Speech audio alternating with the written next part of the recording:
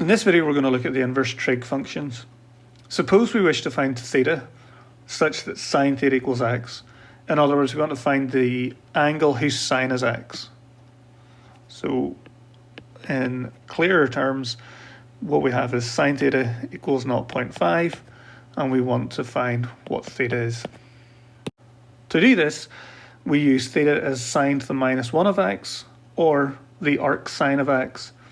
And in this context, sine to the minus 1 means the inverse sine of x. Now this is not to be confused with sine x to the minus 1, which is the reciprocal of sine x. So this is the inverse function of sine x. So one of the questions we need to ask is actually y equals sine to the minus 1 of x a function? Well, if we look at the graph plotted between minus 2 pi and 2 pi, what we can see is that it repeats itself periodically. We can also see that there are multiple points. So in this graph, we can see that pi over 2 and minus 3 pi over 2 both go to 1. So if we were looking at that in terms of function notation, pi over 2 and minus 3 pi over 2 are both mapped to 1. So what that means is we've got a many to 1 function. And this is true for all values. There will be many terms mapped onto an element in the range or from the sine graph. So minus 2 pi, minus pi, 0 pi, and 2 pi are all mapped to 0 as well. So we've lots of different repetitions here. So what we have is that sine is a many to 1 function. That means the inverse of the function. So if we have a many which is being mapped to a 1, we're going to have a 1 to many as the inverse. But that means that doesn't exist because it's having one element being mapped onto many elements, which is not good for functions. That goes against the principle of functions. So what we need to do is restrict the x values so that we have as big a range as possible covering the y values. And what we do is we restrict it. So there's lots of options that we could do. So we could go between minus 3 pi and minus pi over 2, or between minus pi over 2 and pi over 2, because within these ranges we go from minus 1 to 1 on the y values, or we could go from pi over 2 to 3 pi over 2. So there's lots of different subgroups that we could choose, but the one that we do use is the one in the middle here. So we restrict the domain from minus pi over 2 to pi over 2, because these are the most basic values of x.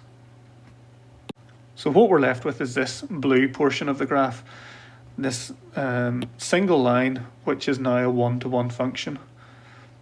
And the inverse function, f to the minus 1, will then take all the y values onto x. And the domain for the inverse function is the range of the function. So the domain, so let's again make this clear.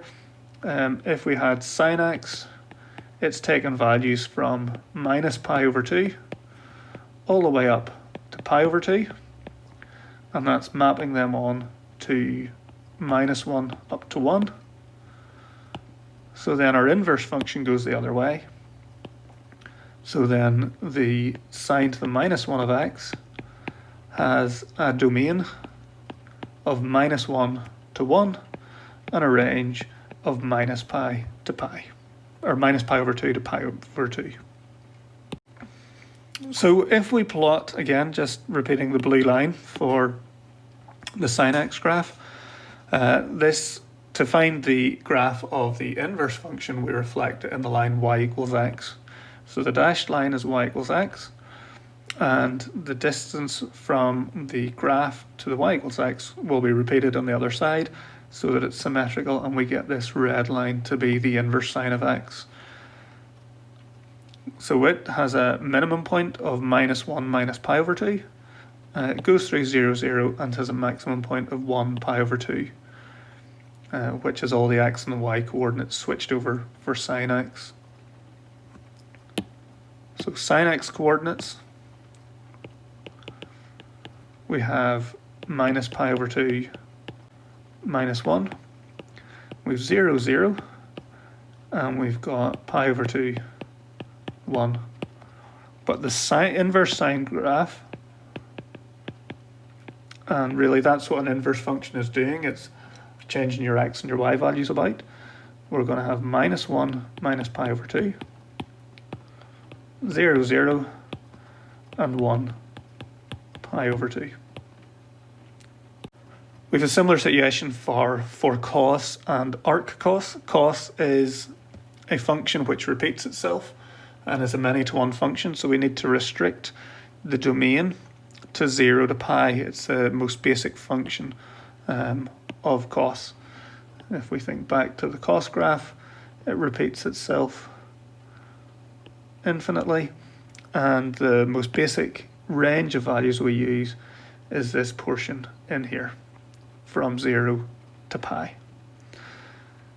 The range of these, again, the y values are 1 and -1, and that's between 0 and pi. So the inverse function then is going to be the opposite of that. So again, what we've got, the blue line, it's the cos graph, and it will have coordinates of 0, 1. So this is cos x, 0, 1, pi over 2, 0, and pi -1. And then the arc cos, or cos to -1, it has coordinates where they're switched around. So it will go through 1, 0, 0, pi over 2, and -1 pi. And we can see those points clearly marked. So -1 pi, 0, 1, or 0 pi over 2, and 1, 0. And again, the line of arc cos is a reflection of the cos graph in the line y equals x. So the domain of the inverse cos is -1 to 1, and the range is 0 to pi over 2, which is the reverse of the cos graph. Moving on then to tan and arctan. Again, tan is a graph that repeats itself infinitely, and it has asymptotes every pi degrees. So at pi over 2 and 3 pi over 2. And what we do again is we restrict it to this range of values between -pi over 2 and pi over 2. Now we can't take the values of pi over 2 and -pi over 2, so it's not less than or equal to, it's just less than. So again, what we've got then is the blue line is one cycle of this tan graph, and we've got, well, we don't have them marked on, but I'll add them on now, the blue asymptotes. So those are the asymptotes for tan graph, and what we have then is that the range of tan is the full gambit. It's every real number. It goes from essentially not quite -infinity up to infinity, but it gives all the real numbers. So that's the range of tan.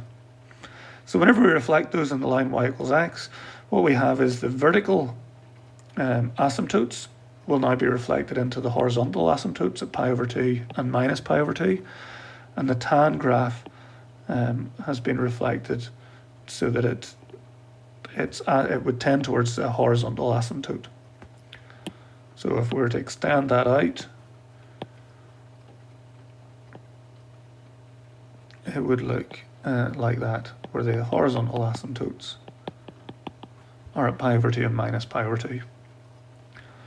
The range of inverse tan, so those are the y coordinates, if we consider them that way, that's going to be all the values from -pi over 2 to pi over 2, but I can't take those values because we'll never reach to infinity or -infinity because of those asymptotes, and that's swapped over from the tan graph.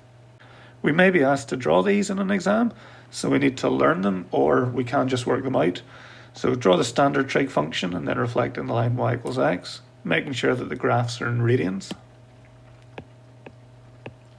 And then the asymptotes of the graph y equals arctan are really important, so we need to make sure we put those in as well.